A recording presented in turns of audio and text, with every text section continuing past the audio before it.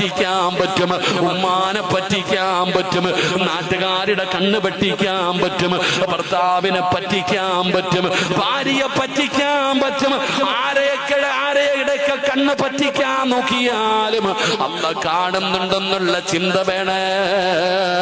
അല്ലാഹുടെ കണ്ണ് വെട്ടിക്കാൻ പറ്റില്ലല്ലോ. പടച്ച റബ്ബ് കണ്ടുകൊണ്ടിരിക്കുമ്പോ പാപം ചെയ്യുന്നുണ്ടെങ്കിൽ അത് സാധാരണ ഒരു പാപമല്ല, അത് അഹങ്കാരമാ. അല്ലാഹ് കണ്ടാൽ എനിക്കെന്താ, അല്ലാഹ് കണ്ടാൽ എനിക്കെന്താ. നാശമാമോനെ, നാശമാ പെങ്ങള്.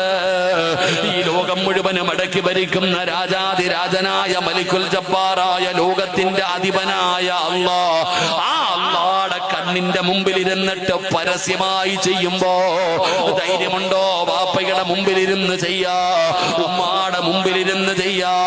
നിനക്ക് പേടിയല്ലേ? എന്നാ നിന്നെ പടച്ച അല്ലാഹ് കണ്ടുകൊണ്ടിരിക്കുന്ന സമയത്ത് തെറ്റ് ചെയ്യുന്നുണ്ടെങ്കിൽ അത് വല്ലാത്ത ചങ്കൂറ്റമാ, അത് നാശമാമോനെ, അത് അഹങ്കാരമാമോനെ. അഹങ്കരിച്ചവരെ മുഴുവനും അല്ലാഹു തകർത്ത ചരിത്രമേ ഉള്ളൂ.